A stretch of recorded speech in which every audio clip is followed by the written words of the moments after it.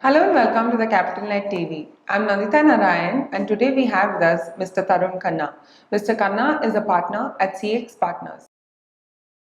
Hi Tarun, thank you so much for taking time out and agreeing to talk to us. So, how do you see the overall valuations in India? Is it too high to get into, or is it too moderate?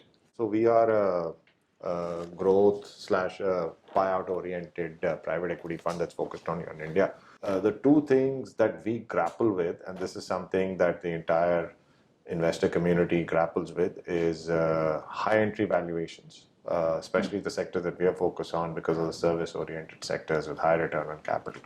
So high entry valuations is something that we are very concerned about. The other, of course, is exit and returning capital. Most of the sectors in India, because we are going through, it's a developing economy. So in a developing economy with high demand, what happens is valuations usually run slightly ahead of the actual demand. And because of the cyclicality of the sectors, you can time the entry and exit. What ends up happening is that when a sector is doing well, the valuations tend to go up, not only for the market leaders, but also the number 3, number 4, number 5 players. Okay. So that typically is the time for us to exit. So yes, valuations in India in certain sectors which are focused by private equity are high, and that is an area of concern. But the idea really is to identify certain sectors and niches within those sectors where you can still buy businesses at reasonable multiples, grow them, and then wait for the cycle to turn and then exit them. Can you tell us about some success stories in consumer services? So we have invested in consumer. We've been through Fund 1, and we are looking at a deal in Fund 2 as well, where we are investing in the consumer services space. So in Fund 1, we have 3 consumer investments. The first, of course, was Barbecue Nation, which is a chain of restaurants. We actually bought into it in 2 different rounds in 2013, where we took a small stake, 23%. In 2015, we bought another 13%. So we end up owning a little more than 35% of the business. So it's grown 5x in size. It's grown almost 4.5x in EBITDA. It's grown 4x in value of sale, and so it's also gone international. So it's a very strong brand today in India. So very proud of that investment. It's done quite well. So this Barbecue Nation is really a minority investment for us. It's a significant minority, but we're not in control. We don't run the business. Okay. The second consumer business, which is again a success story for us, is Sapphire Foods, where we have bought 7 different franchisees of Yum, which is Pizza Hut and KFC stores. So Samara is the lead there, Samara, CX, Coleman, and we recently got Edelweiss to participate as well. So the 4 of us own this business 100%. Very different from Barbecue Nation. This business we own, control, manage ourselves. How do you see yourself participating in follow-up rounds in your portfolio companies? Okay.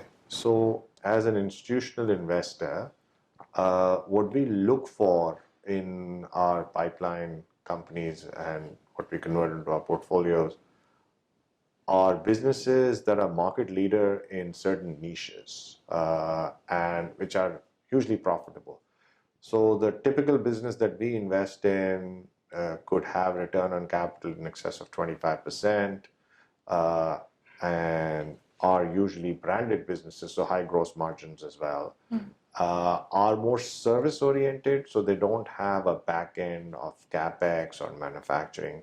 So they end up being free cash flow positive. Okay. Most of those businesses that we invest in, again, don't even have any debt.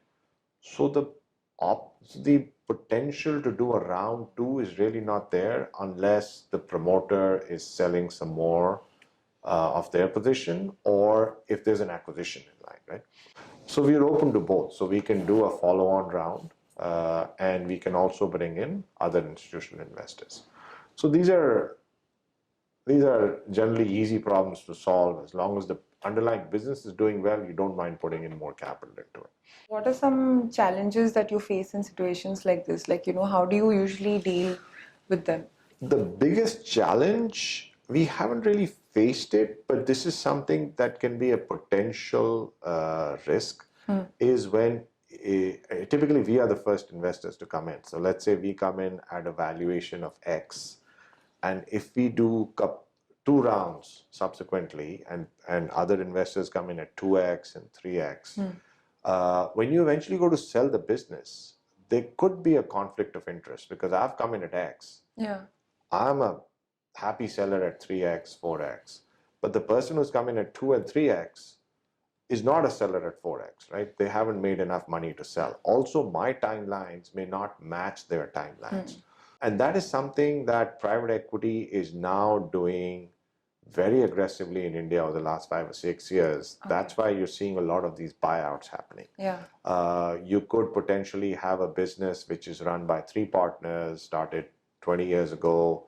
The next generation in the family doesn't want to be involved in the business. None of the partners have the equity value to buy the other 2 out, so they just decide to sell either part or full to a financial investor. Basically clean up of the capital structure. That's something that's happening quite often in most of the buyout businesses today.